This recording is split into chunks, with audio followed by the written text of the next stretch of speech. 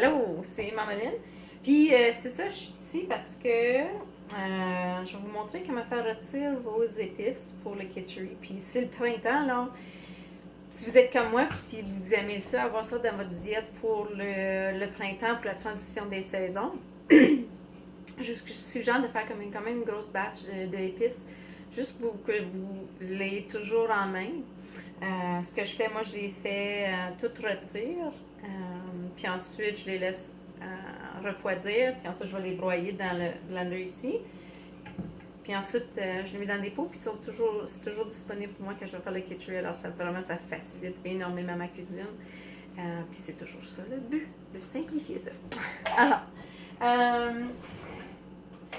je voulais vous montrer ici, j'ai déjà mis une tasse de graines de moutarde ici à faire rôtir. Parce que dans la recette de kitchery, vous allez remarquer que la moutarde noire, le cumin entier, la coriandre, le fenugrec, le fenouil et le curcuma, ces 6 épices-là, c'est de la même quantité. Alors, ce que je fais juste faire comme une grosse quantité, mais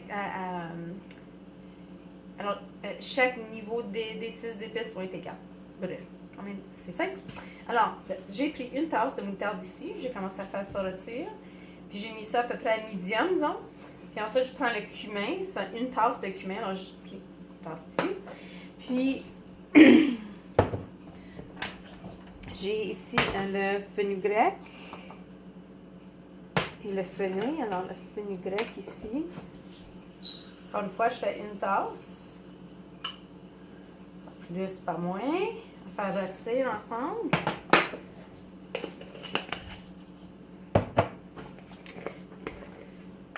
Le fenouil. Ouais.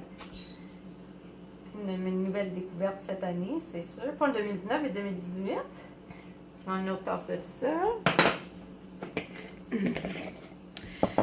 Puis ensuite, la coriandre que j'ai ici.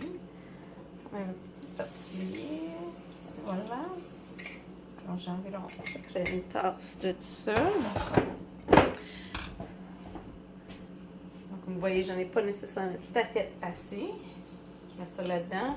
Je me souviens à peu près le montant. Mais là, c'était à compenser. Alors, j'ai de la coriandre ici. Puis,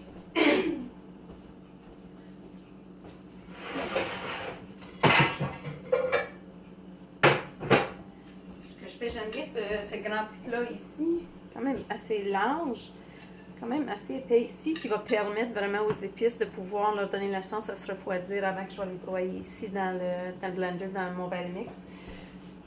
On ne veut pas nécessairement faire chauffer les épices, puis ensuite le faire blender tout de suite dans le blender, à cause de la chaleur, ça va créer de l'humidité qu'on ne veut pas. Alors, et voilà. Je prends ça. Alors, je vais juste m'assurer de faire mélanger les épices ici.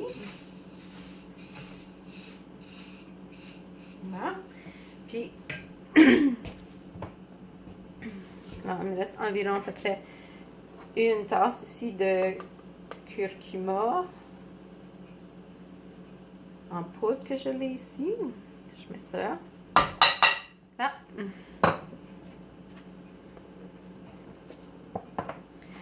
Puis ensuite, si vous vous souvenez, moi je m'en rappelle, mais il me reste juste une petite portion de coriandre ici à ajouter.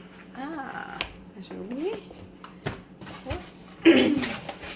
J'avais oublié, j'ai la coriandre en graines ici. Je préfère utiliser la graine parce que c'est toujours mieux d'utiliser un aliment le plus près possible de son origine. Alors, au lieu d'utiliser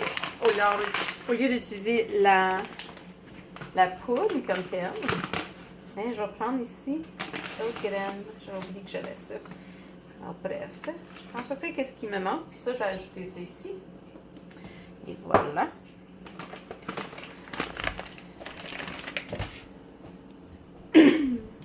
Voilà.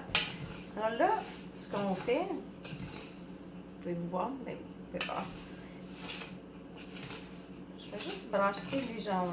Puis quand on sait que le tout va être prêt, on va attendre les épices finalement popper. Pop, pop, pop, pop, pop. Alors, on va faire ça pour l'instant.